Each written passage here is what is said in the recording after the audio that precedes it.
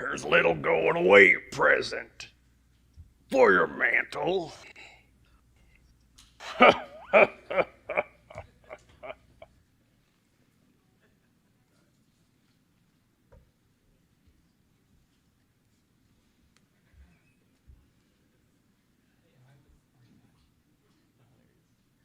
He's late.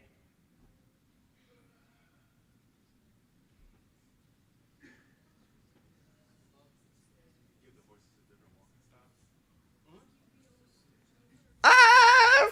Smell the ledges spreading out so far and wide. Oh my goodness! I just adore the soon-to-be penthouse views. We look at all these darling workers running about, digging holes and building things. Absolutely precious.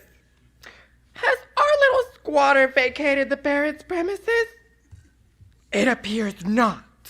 Well, mister, come along with me and you and I are gonna have a little chat. Ah, Reginald! Property of the Baron Cobbleblock. It seems your humble hovel has obstructed our minor terraforming construction. We have notices abundantly distributed informing the locals of this area of the Tricontinental Rail being installed, along with my boutiques. As you can see, we're laying out the land for Cuberly Hills! Ah! Look at it, so beautiful! Beautiful! Well, I'd love to mingle, but there's the sun is setting, and I do have other pressing matters at hand. Toodles, twirls, and take cares. I was literally still working. Au revoir. Reginald, chop chop. All right, time to log off. Rest your cubes for an early morrow.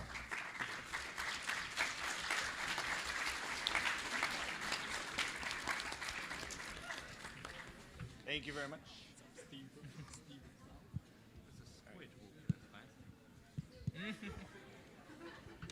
How much time we got? The last train to paradise.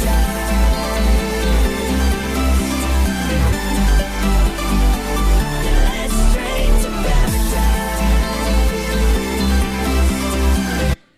Bear with me, I do not know how to control a Mac. So.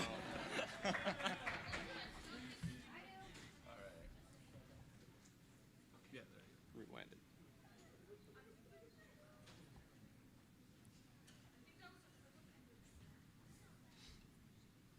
All right. Well, I've already been talking for a while, but hello, my name is James Duval. I am a member of the Dig Build Live team. I am just a lonely writer and voice actor. I do not do any of the cool stuff like animation like these guys do. I would like to start by showing you clips from the four of our animators up here. We have Bootstrap Buckaroo, also David Steele, Nick Nickum, Steven Slamacow, and James Blue Monkey. Whoa, all right, here we go. So let me cue up the video, and here we go. If I can just get it to go. I can do it. I believe in you. Thank you, David. Oh, Jesus. The last train to paradise.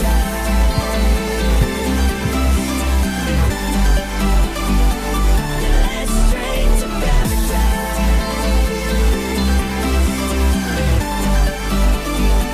The last train to paradise.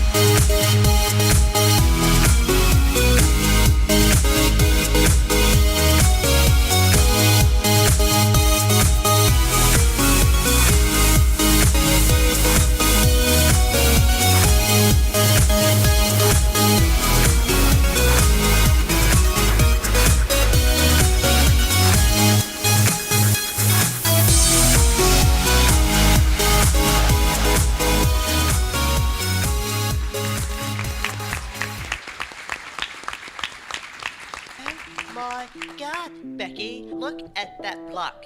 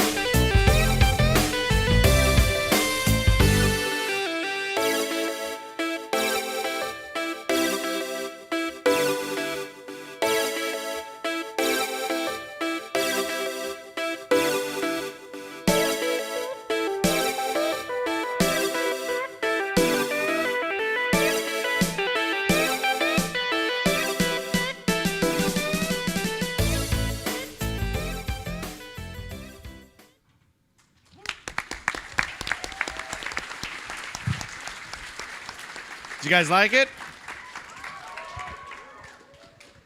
So, after all that work, I guess the first question that would really, I want to know from everyone is, how do you get started? James, let's start with you. What, you mean, how do I think of an idea? Let's just say, how'd you get interested in starting animating in the first place? Okay, so back in the old Minecraft days, there was a video by the Dead Workers Party called In Search of Diamonds. It is quite an old video that's still, to this day, quite nostalgic for me to watch. And there was a shot of a 3D guy flying around a tower, and I just loved the thought of breaking the limits of what the game engine can do. And like not having a limit to how creative you can have your ideas go. Great.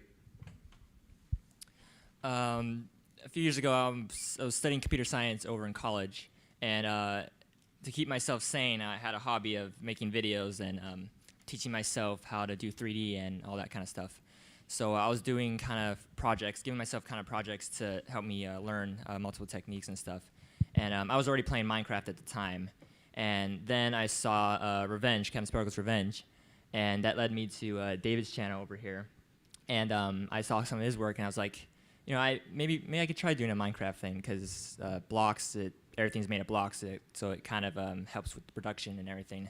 But with doing that, I made Mob Saloon, which is the first animation, and that one actually took a while, because there's a lot of things I had to teach myself and look up tutorials and documentation and how to figure out how to actually get an animation going. And if you look at the video, it's actually nothing really happening. It's just simple camera movements, some heads and up and down, bobbing up and down and kind of stuff. But that's what basically got me started.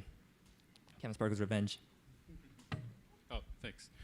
So I think, you guys all know the old cartoons, DuckTales, Tom and Jerry, Chuck Jones animation, right?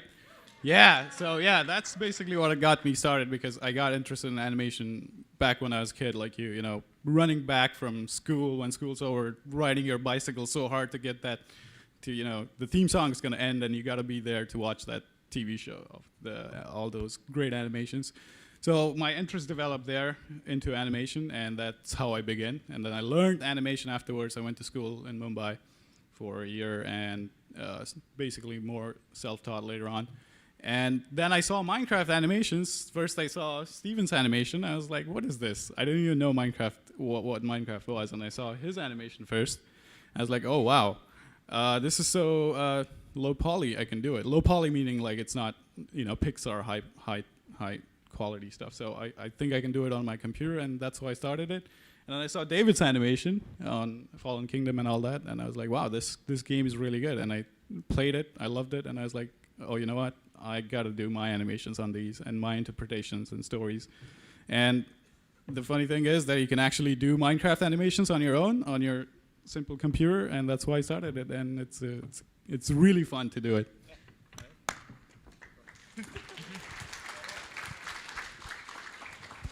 Well, actually it started with this guy originally. He at the office he introduced us to Minecraft and ended up picking up a couple accounts for us. I know, I'm getting there, man. Jeez. So I've always kind of animated. I used to work in the industry many years ago, and then I left and came back. But I kind of had this void that I had to fill of this is something I always wanted to do was do animation. And from bouncing around from other oddball jobs and stuff, eventually I got to the point where I need to start animating again. So in the workplace with this guy who introduced us to Minecraft, got us all accounts and stuff. A few years ago, I did a really simple animation about a guy peeing in a toilet and using Minecraft water dynamics. Toilet overflows and flows down a hill. Really short, 8 seconds long. And that was the first bit I did. And I kind of knew using Maya for a while with work and everything else. Made a bit. It was kind of funny, but then I didn't touch it. And then Jordan did TNT, and I saw it, and it's like, I can do better than that. So I kind of raised the bar on it a bit, and then that's when Steven got back to me, wanting to help him on a video for his revenge video, and sorry, Jordan. And from then, it just picked up speed and kept on continuing Minecraft animation. Let's get this out of the way. We'll talk a little tech speak, but what tools do you use, not just for animating, but just for putting your video together? And James, we'll start with you again. Okay, so for animating, there's a wide variety out there, but I use Cinema 4D R13, which is made by Maxon. For audio editing, I use Sony Vegas Pro. And to put it all together and give it the fancy effects and stuff, I use Adobe Premiere Pro CS6. I use, for 3D animation and everything, Autodesk Maya 2013. It's then rendered and then composited into Adobe After Effects. I have CS 5.5. I used to use CS3, I think it was, yeah. And it's still good, it's just CS5 just has some extra features, and I just decided to upgrade. And then from there, it's rendered raw into Adobe Premiere Pro, where it's edited, and then the final output is from there onto YouTube. I started with a textbook and a pencil in my class, but no, that and I got caught by the teacher doing the flipbook animations. Then I stopped doing that, So, but after that, I started using 3ds Max and Maya, and I said, there are lots of softwares that I wanted to use, but then I figured, oh my God, these two are really powerful. I don't need anything else. So yeah, I use 3ds Max to animate mostly for Minecraft, and for other stuff, I usually use Maya. Yep. Autodesk. I dabbled in 3D Studio Max and Blender and stuff to start my animations. I had previous history of doing 2D animations, and for me, I usually start the process not enough making storyboards, drawing actually the animation out, do simple storyboards, simple layouts, and then from then go into the 3D software and start making the assets that I need. And I preferably use Autodesk Maya to do all these things, and hence I use Maya for work as well. So might as well for me, it's convenient to stay in the same program just to get the entire job done. And then, like Steven, I move on to all those rendered footage into After Effects, so it can be compiled in there and then edited in Premiere. Great. I'm sure one of the burning questions is, what is your, we'll start with the favorite, and then just go ahead and also answer what's your least favorite part of animating.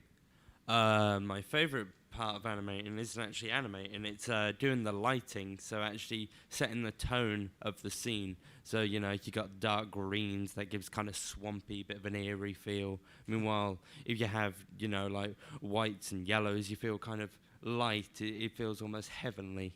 So that's my favorite part of animating. My least favorite Yeah. Rendering. The dark side.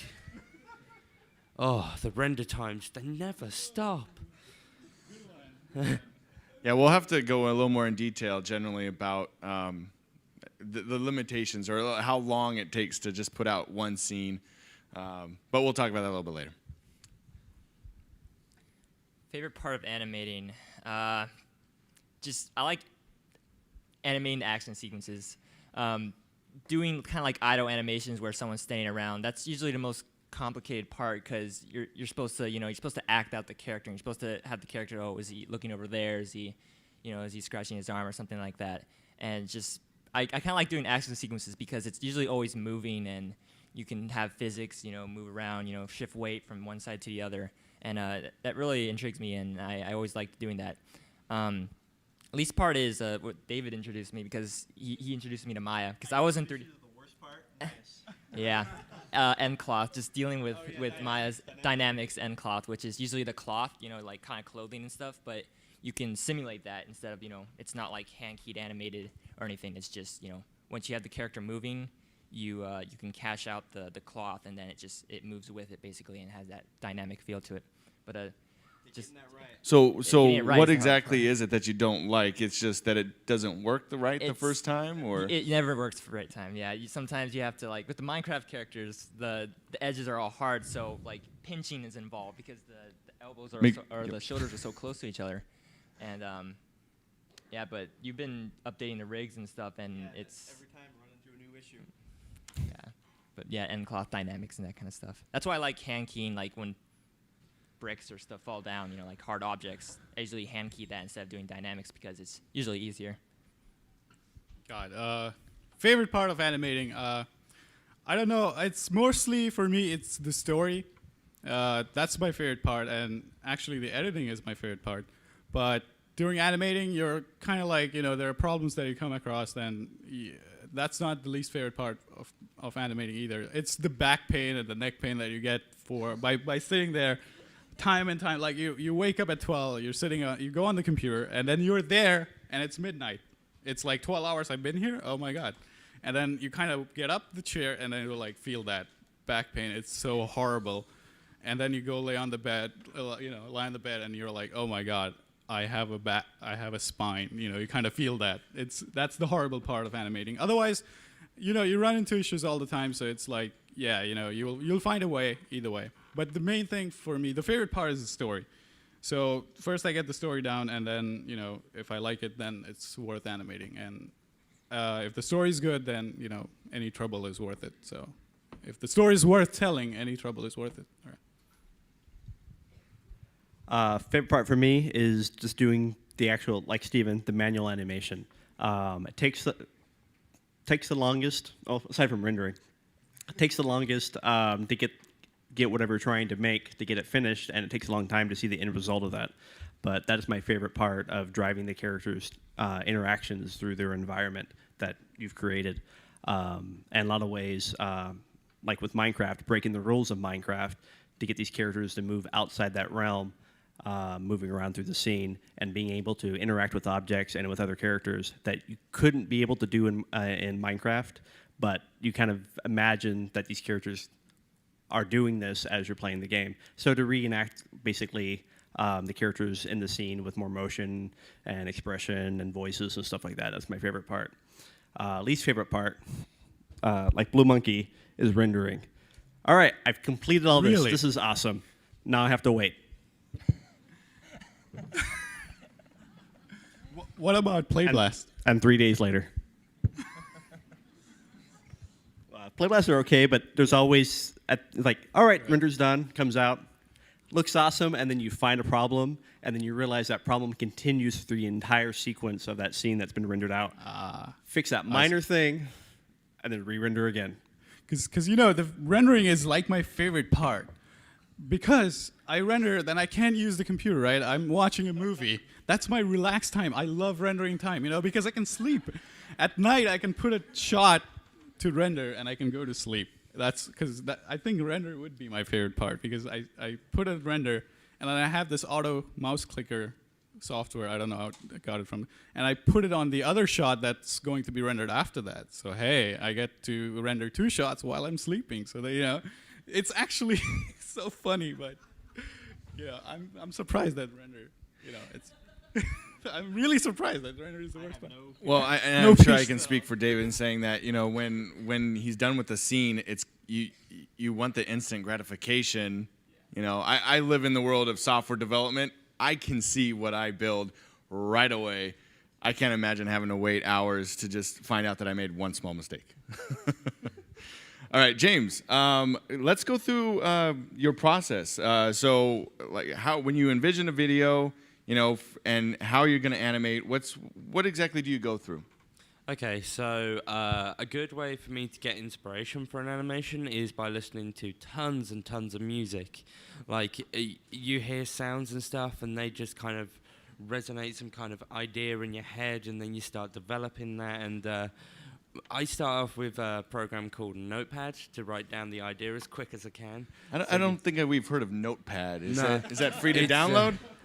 It's really expensive, yeah. Really expensive. Yeah, so I just write a rough outline, like a beginning, a plot point, and like an end.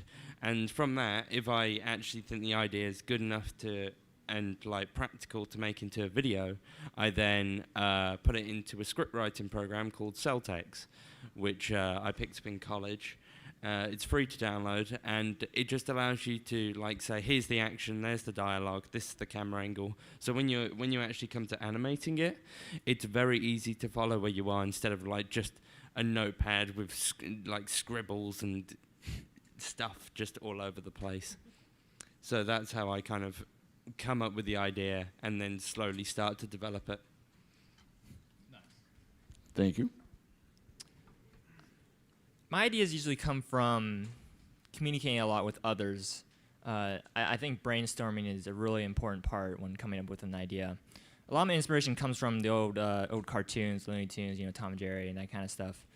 But coming up with an idea for an animation, it usually just comes. Like if you just think there by yourself and you're trying to think of something, it doesn't really work. You need someone to bounce ideas off of, and just that communication and it's really helpful. Like I talk to my family, sometimes if I have an idea and what they think of it. I talk to Pedro. I talk to all my friends and stuff. And I think that's really, really important when trying to come up with an animation idea. And I write down, I use Google Docs now just because it's cloud service, and if I go to use a different computer. Yeah, but Notepad is always offline. So. Yeah, Notepad's always offline. So if you don't have internet access, Notepad's probably the way to go. Oh, thanks. What was the question again? Inspiration to make videos? No. Like, what's your actual process? Like, getting into you want to get a video. You want to make a video. How do you get started? Oh, how I basically I just get an idea, and since I'm the only one who's doing everything, animating, editing, everything, so I don't really storyboard. I break all the rules. I just don't storyboard. I don't do anything because it's in my brain. So I just keep the script alive, and usually it's in my head, the idea, say, and then I just think of a story wherever I am, and I feel like, oh, this is a good story to tell. And then I go home and I start animating on it. And once you start it, you see that, oh my God, I'm getting tired. And then some shots get lazier. And then in the end, you kind of see they're smart shots. They're not very hard-working shots. So I kind of end up doing a smart work than hard work to create the whole story. And once I'm done, basically, yeah, that's my process. I don't storyboard at all, or while I'm doing the animation, sometimes I get another idea, and that's when I use the notepad, and I note it down so I don't forget, and then I move on to the next one mostly. And mostly the inspiration for ideas really come from movies.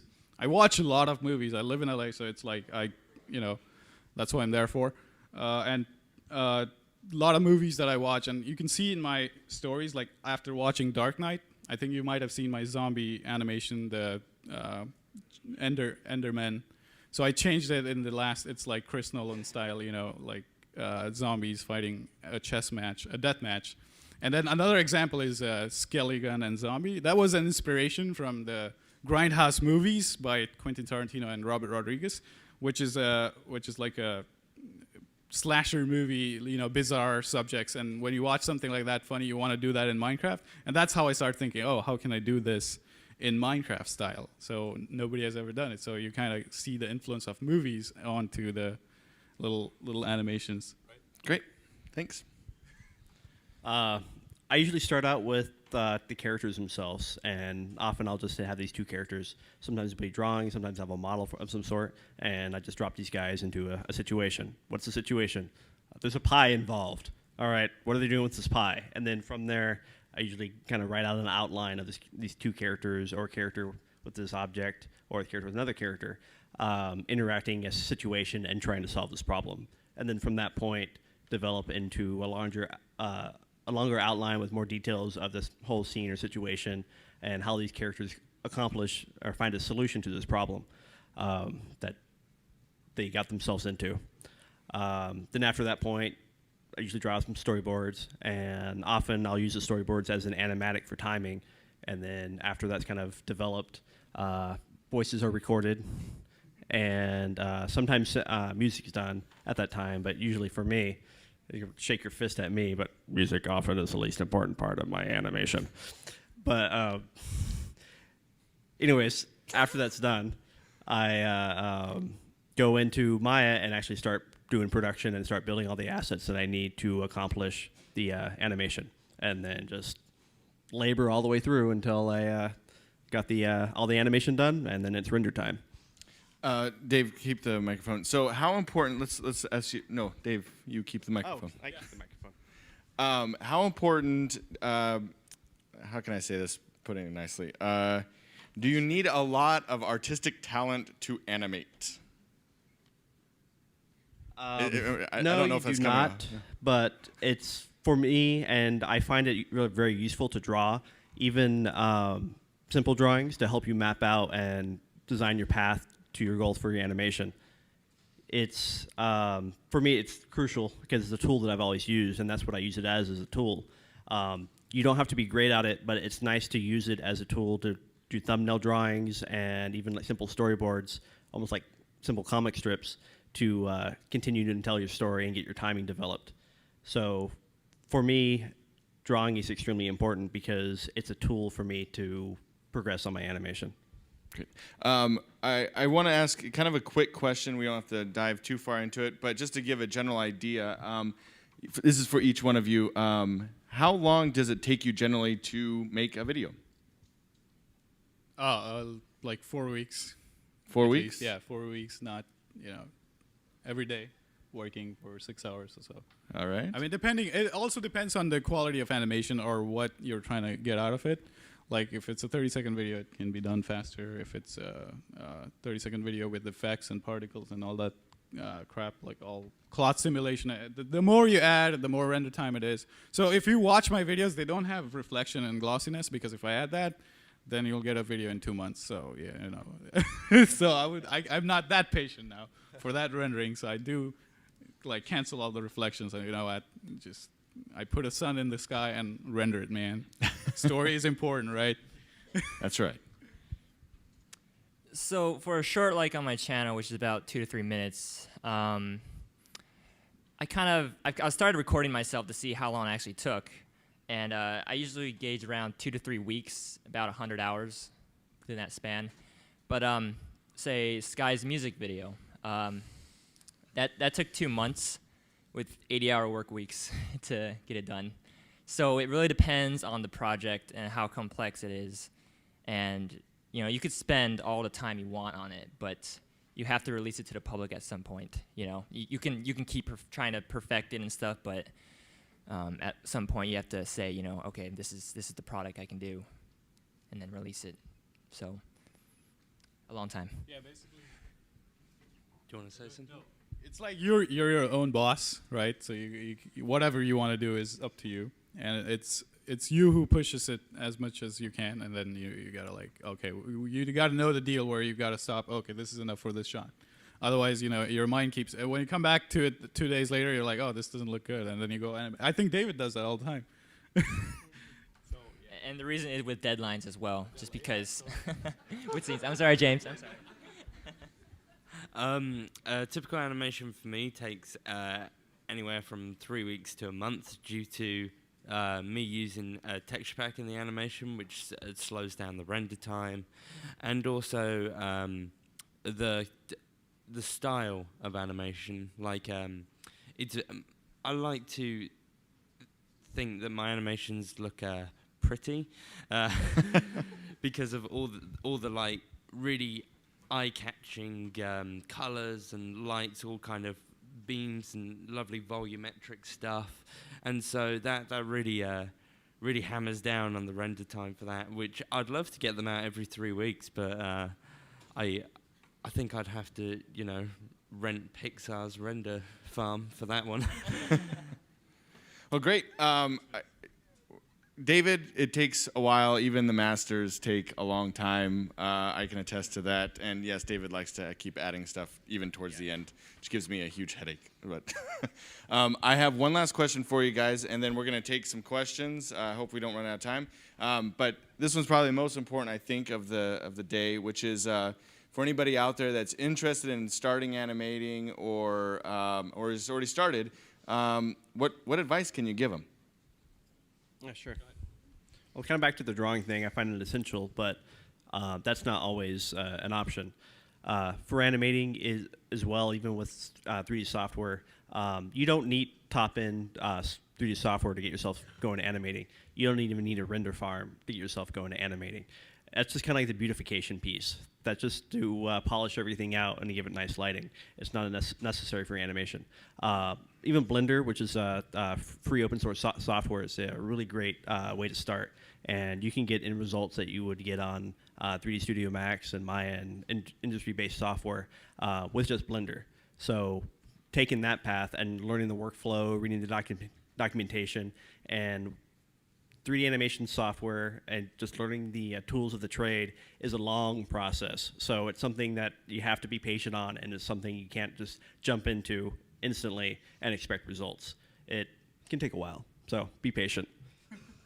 Great advice. I mean, that's to add to David. What David said is like the way I do it. But the way I do it is like I think of a story first. Like that's the main inspiration, right? And to get started is the story, and you don't have to think about too much about how am I going to do it. So what you think about is from the tools you start to think about the story. So the more tools you know, the more stories you can tell. So animation has lots of tools within it, like all softwares, right? So if you can't use cloud simulation, that's fine. You don't have to think about cloud. You can think about something else.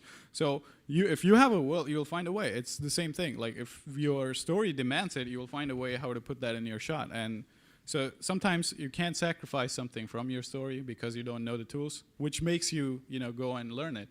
So you don't have to like really know everything about everything and all the softwares. Just begin with something, and once you get started, even if the first story is the crappiest ever, show your mom and dad. They will say, "Oh, this is so awesome." Show your friends, they will say, "Awesome." But show it upload it to some different channel, ask some feedback, and you'll know. But you did it. The most important thing is that you did it. Unlike others who are thinking that, I will do it, or I will someday animate. But no, the difference between them and you is you did it. And when you get that, you'll know that, oh God, this was so easy. And then you will start doing more and more and more, and you'll know more. And that's the best advice I can give. Like, just do it, Thanks. Not to shoot, but. Yeah, just learn by doing. Get the program, sit with it, start messing with stuff, watch tutorials and kind of thing. I almost feel like I did this backwards. I heard you're supposed to start with 2D animation and drawing and stuff, and then you go into the 3D at another realm. But yeah, I kind of just gave myself a project. Give yourself a schedule, because the most motivating thing is like get this project done, get a deadline, and then just work on it, watch tutorials and stuff. And what David said, Blender's a great program because their community is great because they have tutorials everywhere. There's a lot of teachers out there that has like free lessons and everything like that. So I think Blender's probably the best choice if you want to start out. I think some good advice is to take your time when animating. So the way I see animations is they're more like a polished test. Like the one with the tower falling down, that was one of mine. And that was me testing dynamics, seeing how I can make all these blocks interact with each other and kind of all come down in a very cool looking manner. So I I think you've really got to understand the tools that you're using. So I started with a program called Pivot way back in the day, and that introduced me to the principle of keyframing and stuff. So once you understand the tool that you use, you can really kind of utilize that and really use it to your advantage. So instead of something taking 2 hours, it can only take 10 minutes, which obviously is time you want to, save and push the animation out quicker. So as they mentioned earlier, there are free programs out there like Blender, which is based in the kind of 3D realm. So if you're interested in getting into animation, I'd recommend that program. And if you think you really want to kind of follow up on that, you can invest in softwares like 3ds Max, Maya, or Cinema 4D. Great, thanks. We're gonna. I don't know how much time we are afforded, but if you have any questions, we can have you guys line up over here, and we can do some quick Q&A. Like I said, we're gonna try to do this before we get kicked out. So, who do we have first? What is the worst problem you have experienced while developing a animation? I didn't actually hear the question. Most challenging issue you've had while making an animation? Getting the idea from my head onto a finished file, like actually projecting it from my mind onto the program and understanding how I can achieve those results. That's my answer to that. I think it's set building and just trying to, like what James said, getting your stuff in your mind onto into the program, because you have to build all the sets and everything and how each shot will have and what encompasses each shot and how the composition will look like. So I think usually I can import Minecraft worlds and then have build the like towns or anything within Minecraft, and then I usually just look around it in the 3D program for a little bit, see what shots work well, and then go on from there. But I think set building is usually having the right sets is the complicated part. Cool. We're gonna go to the next one. I've got 2 questions. The first one is, when you've created your Minecraft world, how do you get it into the animation program? Oh, it's just an OBJ file. You just import it. Every software has an OBJ, so you export it with OBJ and just import it. Okay. Minecraft. Oh yeah. Oh, from Minecraft you use JMC to OBJ. That's the little software. You can find it online. It's free, and you just open your map. Or JMC? JMC and number 2 and then OBJ. Okay. Question number 2: how do you make redstone in animations? Oh, that I think David. What do you mean make redstone? The physical redstone, what you see, or to make it function? The character pulls a lever, and then the piston, That's actually scripting. You can write expressions to scripts and events on objects like that. But that's the beauty of animation. You cheat it. So you animate the lever moving, and then you keyframe the piston moving up and down at the point of the timing for the animation. So you actually physically don't connect those objects. You just make them timing, so it gives the impression that lever is driving the piston. But can you, if you make a redstone machine in your world and, take it into that program, does it work? No. Okay. Thank you. Is there anything from one of your really popular videos that either is a quirk, like that something's kind of special that most people wouldn't notice, or something that really bothers you about it that you weren't totally happy with? I just want to say I wanted to ask that question, and they acted like that was the weirdest question in the face of the earth. Yeah, exactly. What do you mean, kind of like Easter eggs in the animation? Yeah, either an Easter egg or something that you're not happy with. Easter egg wise, I like to kind of link my animations together in some kind of way, whether it be the same set but from a different angle so you don't really notice, or use the same characters so they have short little cameos. And so people who watch are dedicated and watch all your animations, they'll go, oh yeah, that's so and so. We'll do one more person. Easter egg wise, I kind of created a character called Dave the Zombie, and he's usually, for each music video I usually have him in the back, just just playing a Game Boy or something like that.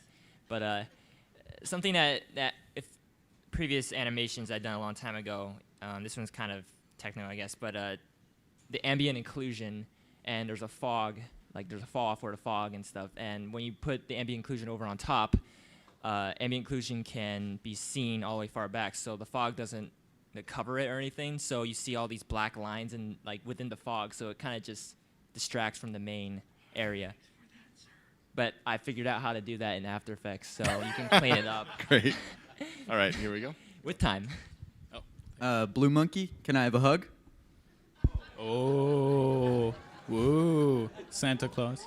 There will be more hugs downstairs too. If you want to hug the blue monkey. Nice. This is kind of generated to Slamacow. 2 questions for you. What was your motivation to making that mishmashed monster that Sky fought in the song that he sang in on the opening ceremonies? Golems are pretty cool, and I played this game when I was a kid called Metroid Prime, and there was this boss in there, and it was made of all these rocks and stuff, and it was really cool. Like, you just see a pile of rocks right there, and all of a sudden it started coming up and forming a golem and stuff. And I think that's where I got the inspiration for it. Like, so after Sky does the battle and everything, he does mod showcases stuff. So this, I thought like, oh, this could be, a mod essentially. So I think that's where it came from, Metroid Prime. I think that's where inspiration came from. The next one is, what is the name of the song so I can search it up on YouTube? It's called New World. New World, all right. That's funny. Which program has the most rigs, Cinema 4D, Maya, or Blender? Sorry, what? Has the most what? Rigs. Rigs? Most rigs. Rigs? Downloadable. Oh, downloadable rigs. You can find it on Turbo Squid. Oh, they should pay me. Plug in.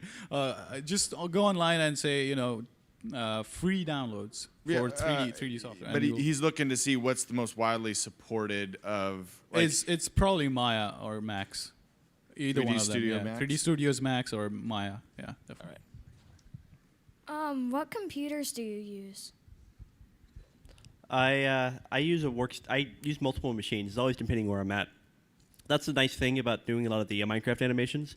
You don't need a high-end machine, even with high-end software. You don't need a high-end machine. I can use a laptop and do all my animations on, even a basic laptop. The only thing is that for render times and to decrease those, and when you're rendering out, that's what usually requires high-end machines. And for Dig Build Live, we use a server rack with multiple different machines to pump that out quickly. Otherwise, it can take you weeks to pump that out. But even with Blender and everything else, you can actually do your animation and output animations on a simple, even 4 to 5 year old machine without having an issue.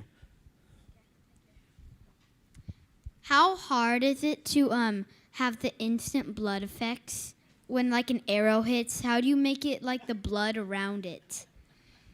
I guess what you could do is you got a number of ways to approach that one. You can use an emitter where you've already modeled kind of like little particles, and then you can tell it like at this frame I want you to kind of have 10,000 come off, 10,000. That seems like a lot of blood. 10,000? No, is that not? I'm not the artist here, so I don't know. Yeah, you can either use an emitter or you can just kind of go the Minecraft route and then just have a flat kind of plane and then add a texture to it and then kind of make it, I guess, fly out of the person and then slowly vanish. It's a very weird thing to talk about. Thanks, bud. Yeah, I just had a question regarding the complex Minecraft character rigging. Is there a spot where you can get those more complex rigged characters? You have to build them. You have to build them, but can you buy them? There's not too many out there. The ones we use for like Dig Build Live, a lot of times they're built specifically for that episode. So in a sense, sometimes they're proprietary, tied to that episode, depending on what the function is.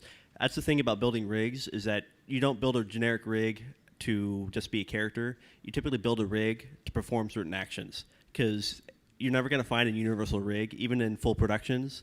Say Pixar, for example, you got hundreds of different woody rigs, because there's certain scenes where this rig will not be able to perform actions that another rig will be able to do without breaking the rig. And for Minecraft, it's kind of the same way.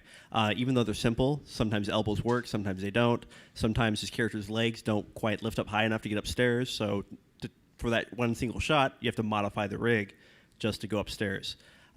So it's kind of going back to, you got to learn how to do rigging, learning the tools, read the documentation of that program, and just do the long, laborious path of figuring that out.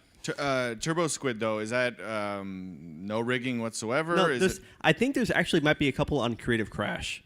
There's a couple rigs on there that you actually can convert to a Minecraft imagery pretty easy on Creative Crash, and they're free to use, and they're free to public domain, and they're pretty helpful. Okay. When will episode 6 of Dig Build Live come out? Soon. Are you asking when it comes out? Soon. I have to finish it. I'm hoping this weekend. Originally, it was going to be this weekend in the MINECON, but I was running behind on multiple different things this week. Obviously, I was working on the plane, but I'm hoping this weekend I can wrap it up, and it'll be up Sunday or Saturday. What rigs do you use most frequently? What rigs? Yeah, the ones I make. I mean, I have made only one rig. I think David has made several.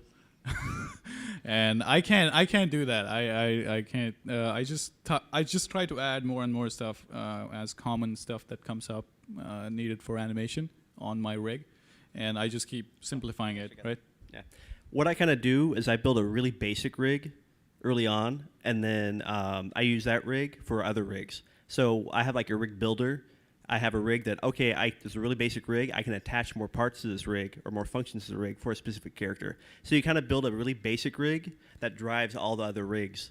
So if I need like a testificate character, I take my basic rig, edit it up, give them the tall forehead, tweak the mouth a bit, tweak the eyes a bit, give me unibrow, stuff like that, and then use that rig for my testificate. So a basic rig first, and then use that as a foundation. Yeah, kind of like a source for all the rigs. Cool. All right, next one. For those of you using After Effects, how much work do you save to do in After Effects? Like, what do you actually do in After Effects before you go to Premiere? Mostly particle effects, color correction, because now in Premiere 6, they have the Adobe 6 suite. You don't have to render stuff out from you're frustrated doing. So you don't have to see that. That's how frustrated I was before. Yeah. So you don't have to like render stuff out from Premiere every time each shot when you color correct it or do stuff. You just have to like put the comp in After Effects and put it in Premiere to edit. How much time? So when you make a video, what percentage would you say do you devote to After Effects, including Premiere and cutting and all that fun stuff? I don't like to spend a lot of time, but like for Take Back the Night, I spent more time in post than actually animating. Actually, in that Take Back the Night, Steven and Jordan did most of the animation in there, just because I spent so much time in post. And with post, is like what I'm rendering out, information I'm rendering out is like a beauty pass, which has colors and shadows. Then I also render out an ambient occlusion pass with, which is usually white and black values. And then I also render out, which is really important, is a depth pass. And you can use this for tons of things. And basically a depth pass is just a scale from where your camera's at, from objects really close to the screen are white, objects really far away are black. And you can use this to control alpha values for like fog, ambient occlusion, camera blur. Yeah, and that can be a time saver because you can also use it as a mask. So if you had a scene that had a lot of render going on, it took a long time to render, renderings, and you don't want to re-render it because you're out of time and you got to pump this out, you can use the depth pass as like a clipping. So if you need to put an object behind another object, you can use it to basically like using channels to mask out areas to like, oh wait, I forgot that plant. But that plant's behind that guy, and I don't want to manually mask him out. It's going to take forever. So you can use the depth pass as a mask to put that plant or whatever behind that character. So a lot of these things are done in After Effects. Great. If you were to have the same animation in a Fire UK map and say like a super flat world with nothing on it, would it take longer to render the Fire UK map? Usually, because it's not optimized when you import a map. usually when you import a map, it's the scaling is all like it's a lot smaller. There's a lot more polygons in between spots that's the camera's not even showing. So when you're like rendering, it's calculating where all the light's going, but it's catching all these polygons as well. That's not even in the video. So if you were to use like a super complex map and import it, it would take a lot longer. And our last question of the day. How do you make a rig? Oh. Wow. I think There you go. You're for this one, David. It involves a lot of reading in the beginning. It's like VCR instructions. VCR, sorry, what's what- that? what- yeah. It's this device back in don't- it's kind of laborious. Starting a rig, easiest way to go is kind of like a game-based kind of system is using joints and skinning. You basically make your model what you want your model to look like, and then you build. You take these bones or joints, and every animation program has some sort of bone joint system, and you start mapping where you want these this character to bend at. So he's got to have a hip. I put a hip joint in. I want him to have a really flexible spine, so I put 3 or 4 joints for his spine, and then one for his collarbone, one for his shoulder, one for his elbow, and then if you have fingers, and you got to do every individual finger joint, which is nice about Minecraft stuff. If you just want to block fist, one joint. So so you build this skeleton underneath the rig itself, and then you map by skinning process. You map the mesh that you made of the model of the character to the rig, to the bones and stuff like that. So at that point, you have to paint on your weights or tell this bone to be moving these vertices around on your polygon mesh to bend this way and that way, and how you want that elbow is connected to the arm, stuff like that. So after all this mapping is done with your skinning, then you need to make your controls, because a lot of folks will try to animate using the bones, which isn't really good, because you can have one controller that can control the entire leg instead of using multiple individual bone animation to drive the animation. So using IK systems or FK systems, you make a controller that has like an FK controller, and basically an FK system is basically a joint-driven system that you can tie to move one source controller to move the whole arm around. So wherever you would pull this controller at, the arm would always pull to the direction. So when you try to pull the arm inward to his chest or whatever, the elbow would bend for you. So what's nice is that you don't have to worry about individual bones and joints keyframing that. You only have one controller. So the next step is building all these controllers to control your rig. I need a controller to control my hip. I need one to control my shoulders. I need one to control my hands. But then there comes cases like, wait, my IK controller works okay, but there's times when I need my character to brush his teeth or something, and my IK controller can't get my hand in that realm. So then on top of that, now you have to add manual controls to override your IK system. So for me to brush my teeth, I can't quite move my elbow far enough in, and then you got to start making manual controls to override that. So you make another control for the elbow, toggle that on, so now you can actually pull that arm in, and then it gets more complex from that point because you start running into those situations. So it's complex. Is that what you're saying? Yeah, it's not easy. But there's plenty of documentation. Yes. Slamacow has talked many times about watching YouTube. There's videos out there. And often I stream when I'm building stuff on Twitch. Just don't ask him questions because he's probably not going to look because he's too And then I just yell at you centered. and then I go back in. He's not yelling. There's no yelling. So, all right. Well, guys, thank you very much for sticking around. We had a great time. Hope you have, well, I guess the only thing left is closing ceremonies. But we are going to go, like I said, we're going to go downstairs and sign as whatever you guys want. Like I said, we have the stills to hand out also that are signed by Slamacow, Captain Sparkles, and Bootstrap. So see you guys down there. And if not, you guys have a great MINECON, all right?